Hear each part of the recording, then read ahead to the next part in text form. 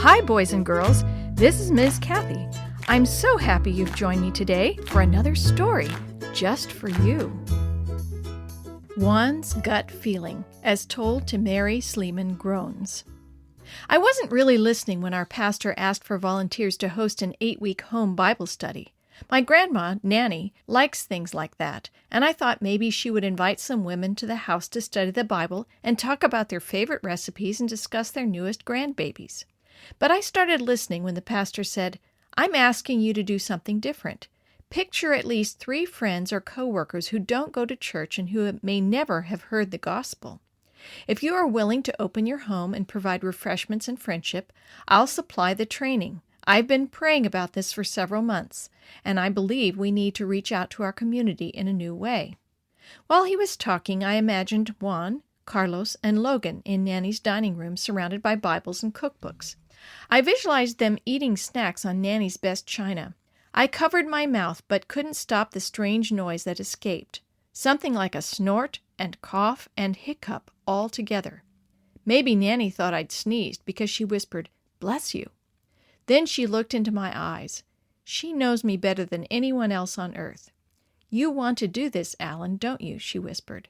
I nodded and wondered how I could convince my friends that a Bible study would be fun. I had invited Carlos to church a few times. He'd always given me the same answer. "Nah, man, we have our own church and we go a couple times a year. My mom wouldn't like it if I went with you." I'd met Logan when we were second graders. We were buddies at school, but all I really knew about him was that his family had a big boat and they liked to go to the lake. Juan, one of my neighbors, always seemed to get in trouble. He isn't bad, he just doesn't think. Like the time he tried to walk backward up the down escalator and caught his shoelace and nearly broke his neck.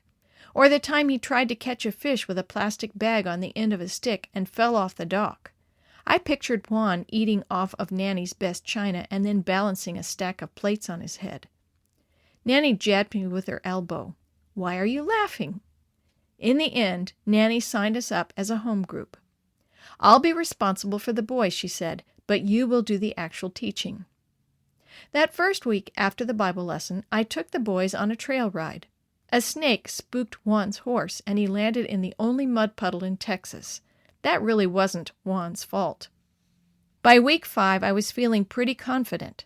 "Let's pack some food and hike to the creek," I suggested. Nanny packed lunches for us while I finished the lesson about the loaves and fish.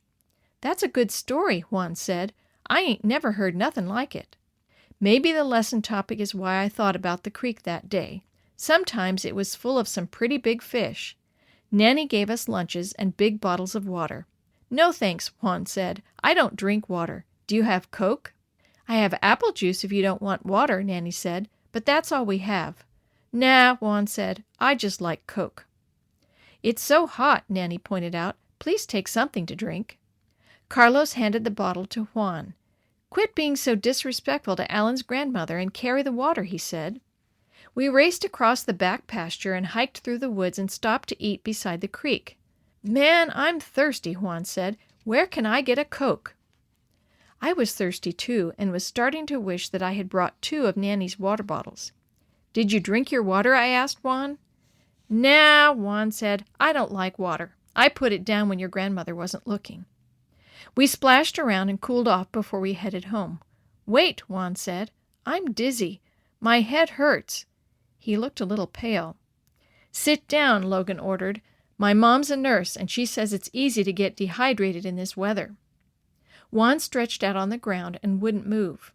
"I feel funny," he said. Carlos had about a half teaspoon of water left in his bottle, and we poured that into Juan's mouth.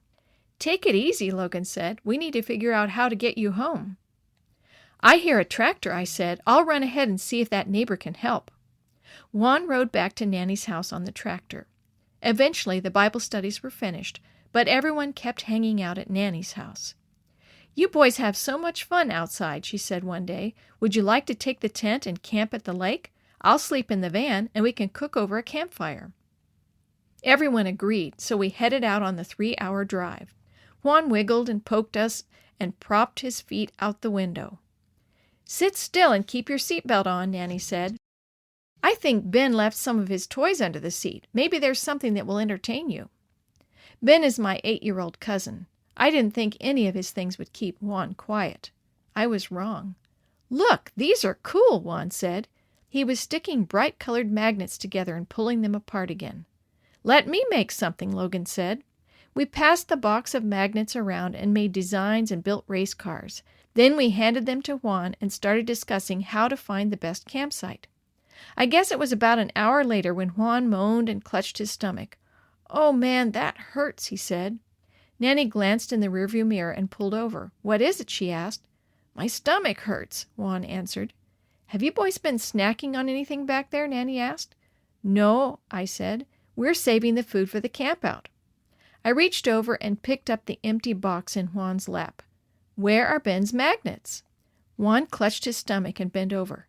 "I swallowed them," he whispered. I knew there was no point in asking the obvious question. Nanny drove to the nearest town and found a hospital. The doctor said that the magnets could lodge in Juan's intestines and stick parts of them together. The magnets had to come out. "Help me," Juan begged. "It hurts." Juan never told us why he swallowed the magnets.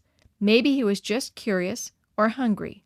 They pumped his stomach, made him drink stuff that flushed out his system, and took lots of x-rays.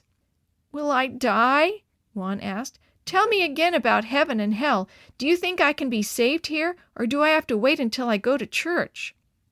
Juan gave his heart to Jesus right there in the hospital, with magnets cramping his stomach and coming out in the bedpan. Nanny said we can try to go camping again sometime. She promised to keep a closer eye on Juan.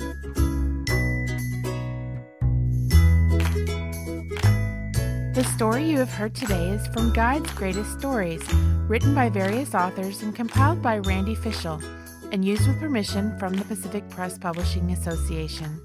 If you're interested in any other books published by the Seventh-day Adventist Church, please visit AdventistBookCenter.com or call 1-800-765-6955.